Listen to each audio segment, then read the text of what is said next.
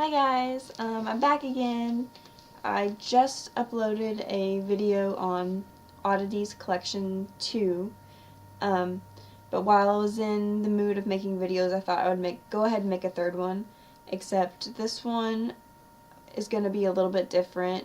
Some of you may not actually be interested in this one. It is going to actually be about some books that I have. I'm pagan, so I thought I would show you guys some of my pagan books. They're not all specifically pagan, but they kind of have that theme to them. I have lots and lots and lots of books.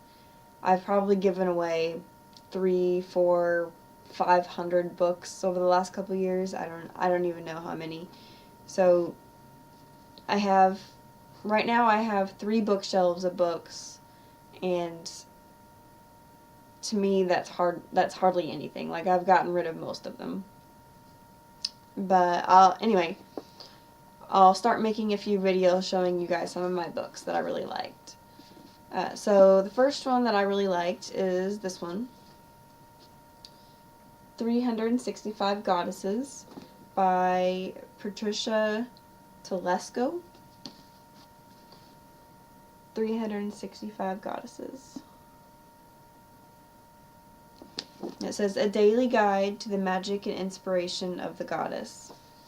And what it is for every day of the year, it gives you a different goddess from around the world, who that goddess is, a holiday associated with that goddess, things you can do throughout the day to incorporate the energies of that holiday and that goddess with you that day. So I think today is March 30th, so I'll go to that one. And today, on March 30th, it says Iranian New Year. Now I don't think there are any pictures in this book. No, there are no pictures.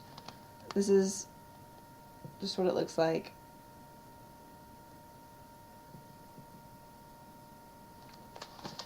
And it says, Iranian New Year themes are luck, health, longevity, harvest, fertility. Symbols, water.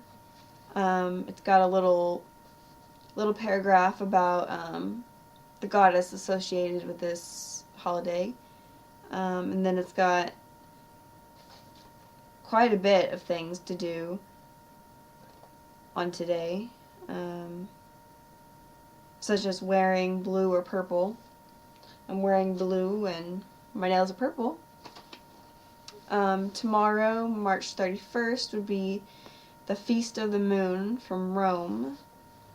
April 1st, April Fool's Day, April 2nd, Rejoicing Day from Germany. And there's all kinds of different places in this book. You know, there's Iran, Rome, U.S., Thailand, Nigeria, Nepal, Babylon, Iceland, Switzerland, Greece, Scotland, Ireland, Canada,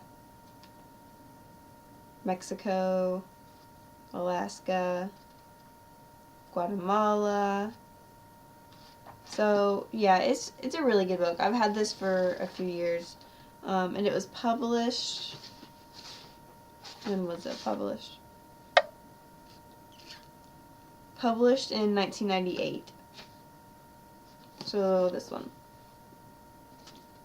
365 Goddesses by Patricia Telesco. It's really good.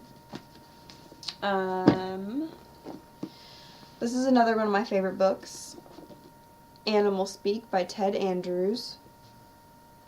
Love, love, love this book. And you can see I've got several tabs in it. And it's about animal totems, what it means if certain animals show up in your life a lot, Let's see, some of the things I have tabbed, just to give you an idea. I have, oh, there's lots of other stuff in here too.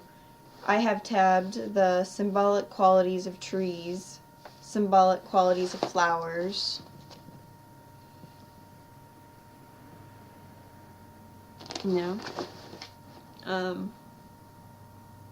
reading animal signs, reading omens, the mystery and magic of predator and prey. Another tab I have is blue jay. I have the owl. I have bear, elephant. Let's see, dragonfly. So yeah, it's actually a really large book. It's 369 pages. It's a pretty big book. It's really good. Let's see, published in 2008, I think. Not really sure. So, Animal Speak by Ted Andrews. The spiritual and magical powers of creatures great and small. Let's see what else. Like I said, I'm pagan, and this was the first. I don't really consider myself Wiccan. Yeah, no, I don't consider myself Wiccan, but this was the first pagan book that I read, and I do borrow a lot of things from Wicca in my spiritual practices, so I do read a lot of the Wiccan books. Wicca for Beginners by Thea Sabin. Very, very first book that I ever read about this subject, and I don't even remember how old I was, but I was still living at home, and whenever I bought it, I had to pay a friend to go buy it for me, and then I had to meet her somewhere else to go pick it up, and then come home and hide it, because my parents were so strict about this type of thing. They were not okay with this. So, yeah, this book just goes a long way back with me. But anyway, back to the book. It's a fairly short book, I guess. It's 242 pages, 242. But it's much smaller than the last book. And it really, really is Wicca for beginners, for the people that really don't know anything at all, which was how I was. So this was, I probably like, I don't know, I was probably like 16 or something. I don't know. Let's see. And like the chapters, some of the chapters are what is Wicca, basic principles and ethics, fundamental tools, meditation, the circle, the elements, gods, holidays. So it just really goes over the very, very basic stuff. But it is a really good book. I really, really love this book and would recommend it to anyone who is just starting out or is just interested in what it is, even if you don't want to practice it. If you're just interested in what it is, this is good. Let's see. This one is The Fairies Oracle by Brian Froud. Let's see. Text by Jessica Macbeth. Yeah, so Brian Froud is an artist, and he's famous for doing paintings of fairies, and he worked on some movies. I think he worked on Dark Crystal. maybe the Muppets. I'm not really sure. But this book I actually have a previous video on that I made a long time ago, and I was showing you all of the cards that are in this Oracle deck. This is just the book, the companion book that goes along with the Oracle. But I also have had this Oracle since I was, in middle school, and it goes way back with me, and it's a really special book to me. The book is just, the pages are beautiful. They're kind of like this tan, smooth. The text is really easy to read, and it's kind of like this pretty blue color. The pictures of the cards are all in like this dark black and blue.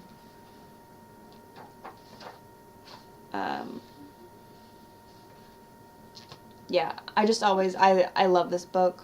Even with and without the cards, I just think it's a beautiful book.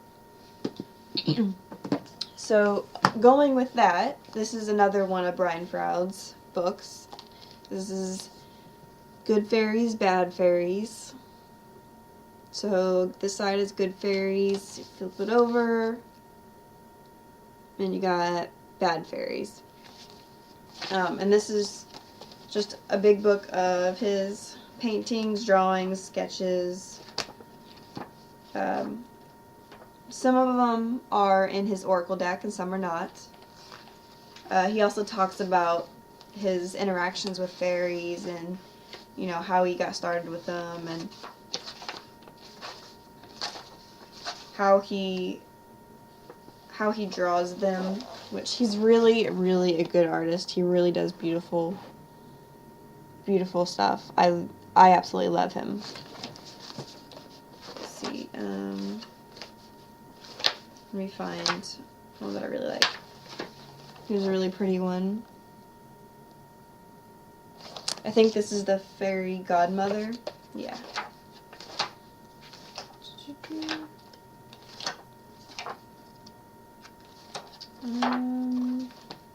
Let's see. We can go to some of the bad fairies, I guess. Let me turn the book over.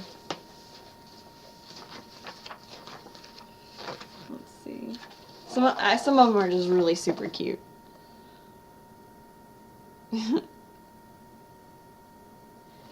And he gives them all names and talks about them. Gives them personalities. Like, I love him. Everything he does is just amazing. To me. So there's that one. Brian Froud. Check him out.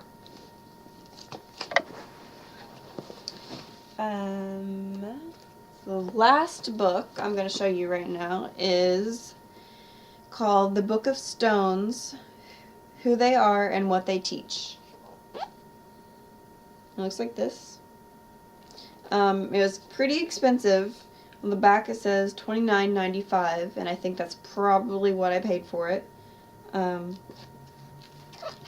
Let's see, it's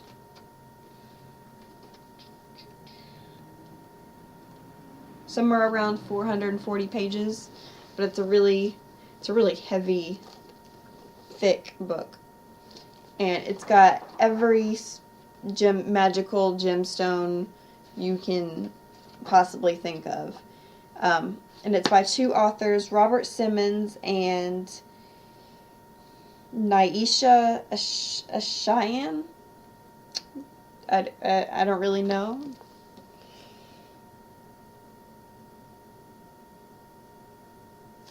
Yeah.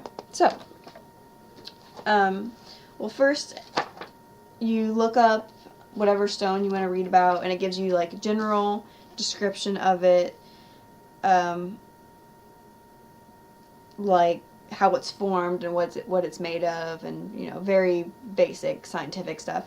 And then from each author they give you their psychic or